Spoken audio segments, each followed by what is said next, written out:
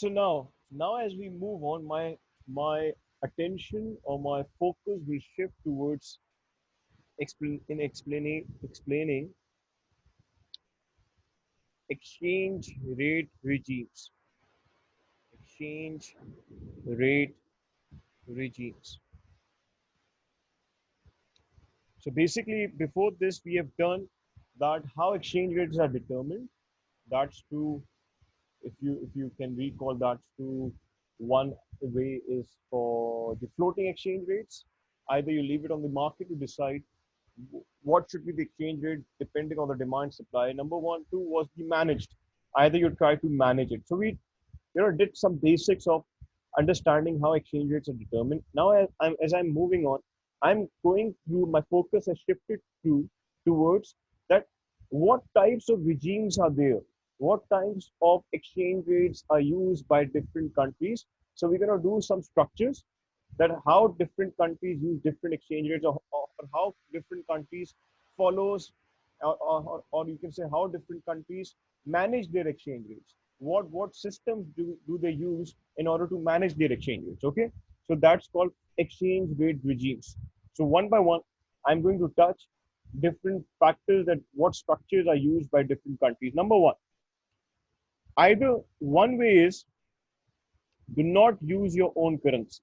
One way is do not use your own currency. There are some countries or that in some regimes do not use your own currency. In some regimes that do not have their own currency, they do not have their own currency. There are some regimes in the world that do not have their own currency. Why? Because of hyperinflation. At times your own currency starts to lose its credibility, it starts to lose its confidence. Hence you would have to shift to another currency. In other words, you will be using some other currency in the place of yours. That's one of the regimes. We call that regimes that are not using their own currency. Let's get an idea of that. So you also use the word, instead of use, you can use the word do not have their own currency. Do not have their own currency. This could be in two ways. Either the country is using another currency. Either the country is using some other currency, some other currency as a medium of exchange, as a medium of exchange. And such a term is popularly known.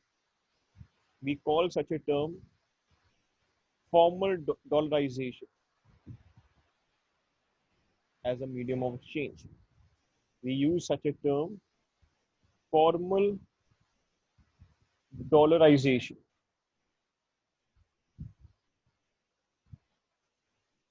This happens when, you see, this happens when country, instead of using their own currency, they instead uses dollars, USD dollars in their country as a medium of exchange. For example, Zimbabwe. If we take an example of Zimbabwe,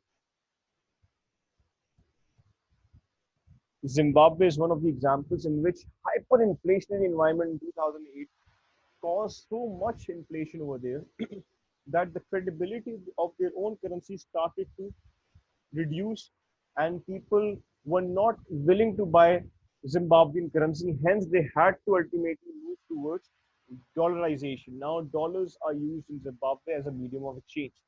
Dollarization. So, as I repeat, what really happened in the US, in the Zimbabwe, inflation was so much that the value of their own currency went down a lot. In order to correct this system, they applied dollarization concept, that instead of using their own currency, they decided to start. So as currency value went down, they decided to use dollar as a legal tender in their currency. So we can call that the process of dollarization. Then they saw that after dollarization, because people were having faith in dollars. Hence, the inflation started to reduce. What happens in hyperinflationary environment? Try to understand this. See, if let's suppose rupee is in PKR in Pakistan, there is hyperinflation. PKR is falling down. So, as a businessman or as someone as a supplier, you can predict that the price of a good that you're selling now will eventually increase afterwards. Your confidence on the PKR is going down. Hence, in that expectation that there might be inflation again in the future, the supplier increases the prices today. Hence, then there is double inflation there. Inflationary pressure increases. So, for that purpose, that people have faith in currency, Zimbabwe started to use dollarization. They started to use US dollars as a medium of exchange, and that persisted until 2019. So until 2019 that persisted until 2019. So that persisted until 2019.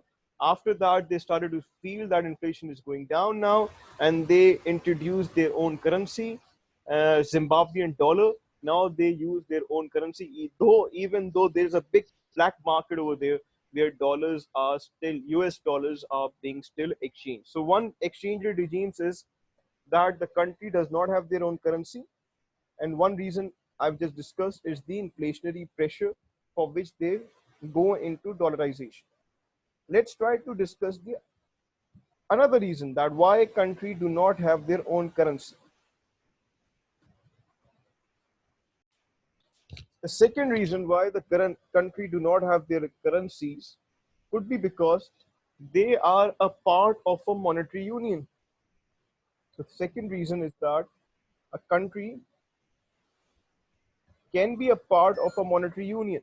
A country can be a part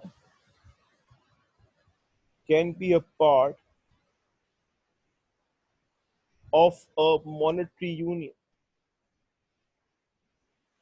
What do we mean by monetary union? Basically, monetary union, we'll understand that in international trade as well in detail. Monetary union are basically free trade areas such as European Union. You must have heard the word European Union. It's a free trade area basically with a single currency. With a single currency. So, like let's suppose over there, Germany does not have its own currency.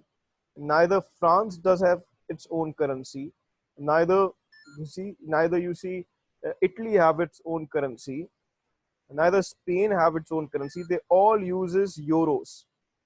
They all uses euros because they are a part of a monetary union. Hence, they use a same currency altogether. So they are using the same currency altogether, which is euros. That's why. So one regime we have discussed. One regime is those countries which do not have their own currency. They can be because of hyperinflationary purpose, formal dollarization, or they can be because of being a part of a bigger monetary union.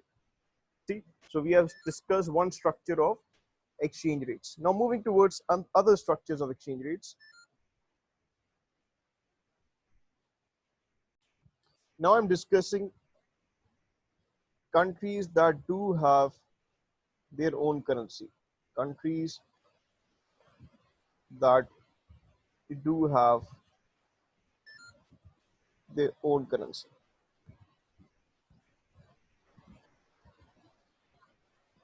So let's understand that what different regimes they could have in their country. So one way of determining the exchange rates in their country, one way is called currency currency they can make up a currency board. They can make up a currency board arrangement. Currency board arrangement. So by making their own currency board arrangement, in that what they do usually, so some of you must be knowing one concept, that initially, whenever countries used to issue a currency, they used to back it up with gold. In the, like, let's suppose like 10 years back, whenever countries used to issue currency, like in Pakistan, if Pakistan is issuing PKR, they used to back it up with gold. Then afterwards, after 2010 almost, or 2008 or 5 almost, instead of using gold, people started to use US dollars as a backing. So what does a currency board arrangement does? It issues it issues domestic currency domestic currency as such as such that it is completely backed up by another currency, completely backed up by another currency,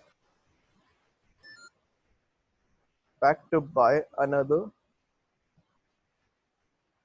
currency. So any current country who is issuing their currency in a manner that they are also, like, let's suppose we take off PKR example, for example. So PKR, let's suppose if I want to, issue further, if government of Pakistan wants to issue further 145 rupees in the economy, then it needs to back that 145 rupees by $1. Or if not 145, at least 165, let's suppose. So if they are printing 165 rupees in the economy, that must be backed by $1. So they should keep $1 behind, and then they print up 165 rupees, right? But that's not followed in Pakistan exactly. But I'm just giving you an example so you can relate that what do we mean by currency board arrangement. Such a policy is very much implemented in Hong Kong. So in Hong Kong, they use this policy and they back their currency by US dollars. So they back up their currency by US dollars. So you can see that this is called a currency board arrangement, where you are keeping a backup with in terms of another currency. But the issue with this policy is that because the government or the state bank is trying to keep an equivalent other currency in the backup in order to issue, hence you can say that the authority monetary authority loses up monetary authority loses up making independent loses up making independent decisions regarding interest rates. We'll understand that when we'll do monetary policy regarding interest rates. Just giving you a little glimpse, because they have to make sure that they have to keep certain foreign reserve which should be equivalent to the currency they are issuing in the economy. One issue that raises up, that it compromises the independency of the monetary policy. Monetary policy is being influenced by the idea that they have to back up equivalent currency when they are issuing their local currency. For that purpose, they cannot independently, or they do not have that flexibility to change interest rates as much as they want, because ultimately then their backup reserves will be affected. So there is certain compromise that they have to make in such a arrangement. Let's do number two. So one was currency board arrangement. Number two arrangement. Number two is said to be, so it is said to be conventional pegged arrangement. Conventional pegged arrangement. Pegging means, have you ever, pegging means following something. So pegged arrangement. So what happens in this is very much similar to the managed float. Very much similar to managed float. You're trying to manage your currency in terms of another currency. In this, you try to follow another currency, and you try to keep your currency plus minus 1% or 1 basis points or whatever to another currency, like let's suppose another currency could be, your trading partners, right? So basically what you're trying to do is that you're trying to maintain your exchange rate within boundaries. You have set boundaries, could be plus minus 4%, could be plus minus 5% in terms of another currency. So let's suppose you have taken an exchange rate of 2010, which was, or you can say 2015, which was 100 almost, 105 almost. And you have decided, or you can say, I'm trying to keep in certain limits with the dollar. So I'm trying to keep my exchange rate with 105 to having a upper boundary that we discussed in the managed float and having a lower boundary. So I'm having upper boundary and lower boundaries, and I'm trying to maintain my exchange rate within those boundaries. I'm trying to maintain my exchange rate within those boundaries. Just to explain you further, I can just opening up something for you. So you just read this. It says over here. So just so it says over here, a conventional fixed peg arrangement. It's a conventional fixed peg arrangement, not just a conventional peg. A conventional fixed peg arrangement. A country pegs its currency within margins of plus one minus percent versus another currency, or a basket that includes the currency of its major trading or financial partners. The monetary authority can maintain exchange rates within the band by purchasing or selling foreign currencies. That I told you, one way is open market operations. So they can use the open market operations. If the currency goes above the upper band, they can bring it down below the upper band. If the currency goes below the lower band, they can bring it up to the, above the lower band. So they can use the open market operation techniques. In addition, this gives flexibility for the monetary authority, because now they do not have to completely back up their currency. They're not backing up their currency. Instead, they are following their currency, plus with boundaries.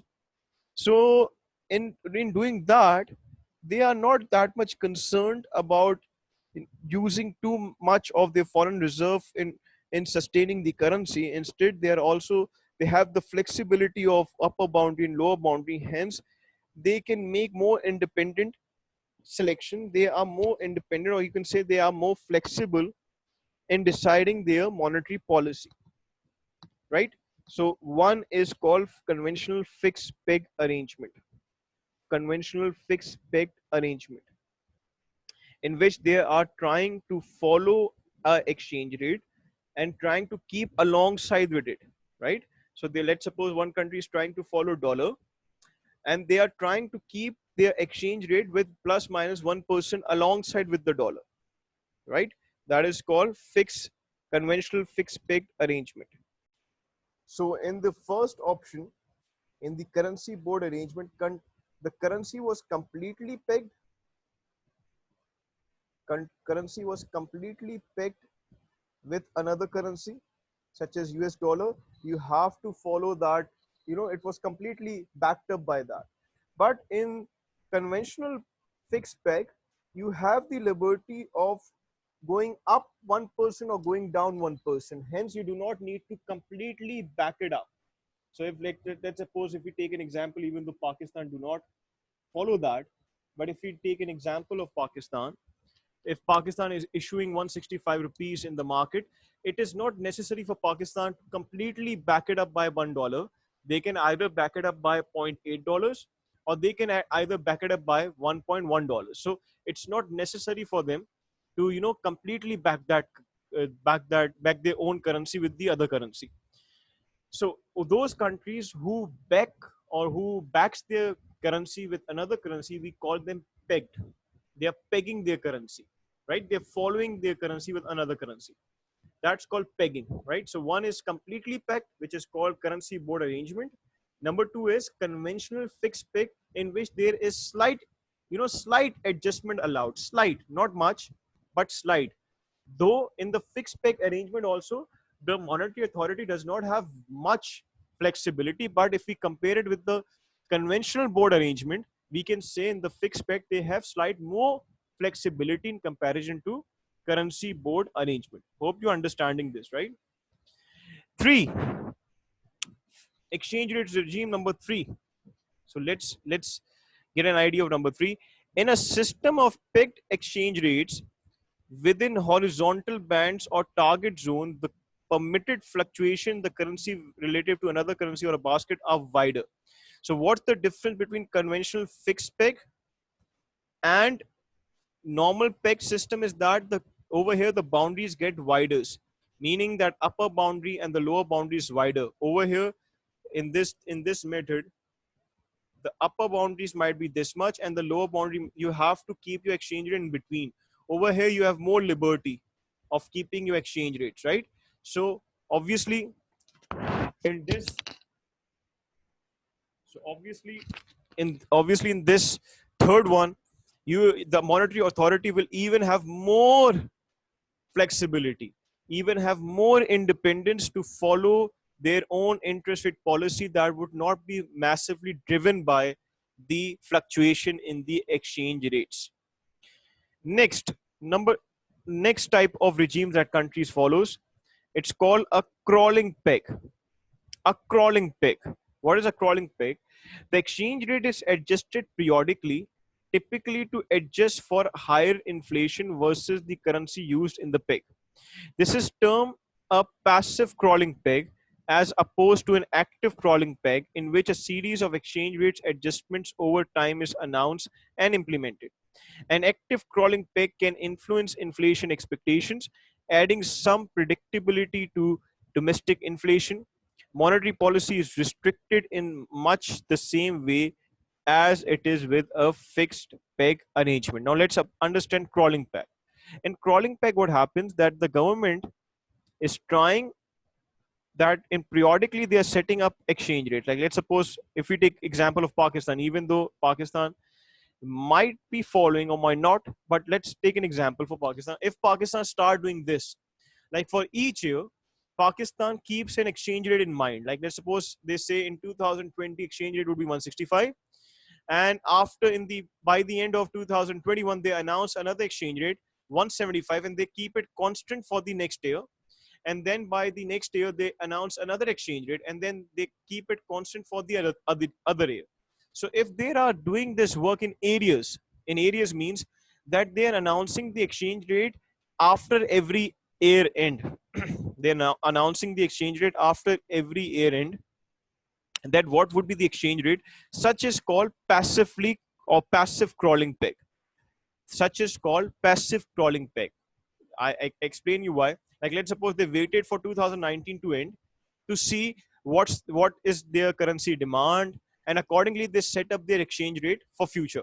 Then they waited for 2020 and to see what is the demand for the currency, and then they announced a exchange rate. So what are they doing? They're looking towards historic data and then setting their currency. Hence, that is called passive crawling. If they would have been doing this work in advance, like let's suppose they want by the end of 2021 exchange rate of for the entire 2021, whatever the demand supply is, they want their exchange rates to be 170, and they announce that. So if they are announcing in advance, like let's suppose they're not looking towards historic data, for 2020 they are announcing in the beginning of 2020 that our exchange rate for the entire 2020 would be 175. Then for 2021 it would be 180. If they are doing it in advance, if they are announcing that in advance, that is called advanced crawling peg or active crawling peg, pardon me, that is called active crawling peg.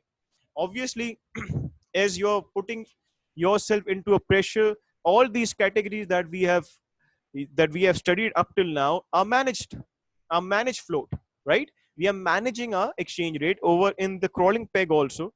We are trying to manage our exchange rate, but periodically, not day by day. We are trying to manage it periodically.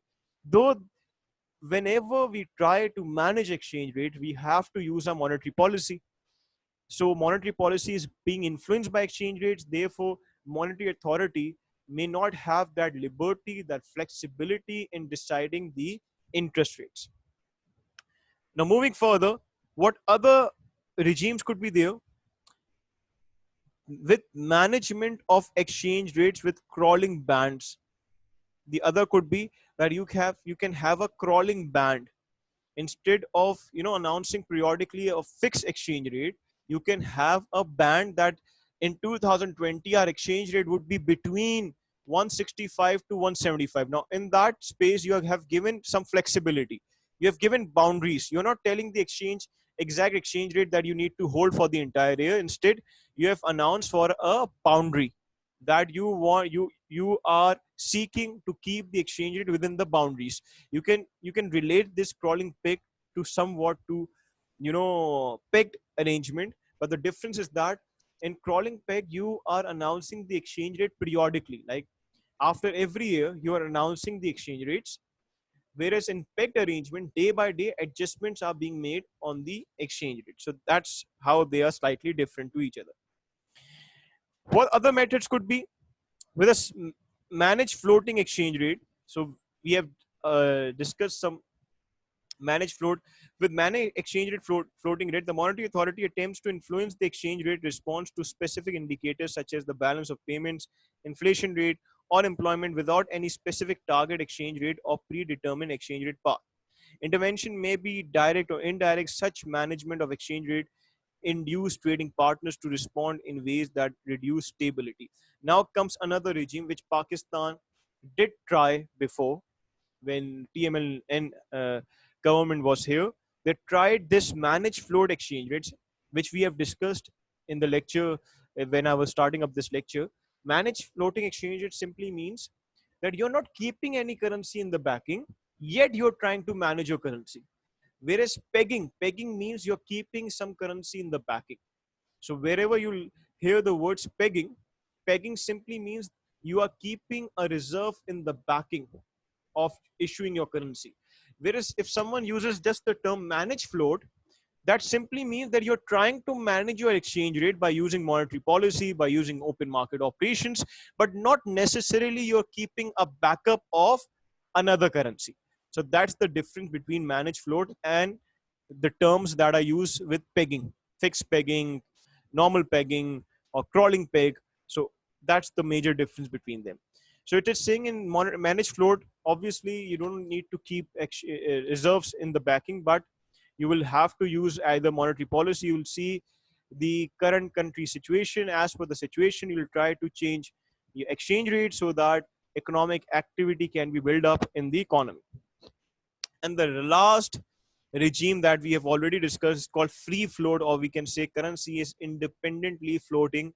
Currently in Pakistan, IMF has proposed to follow a free float, or we can say the last one, currency is independently floating. Let the market decide what is the exchange rate.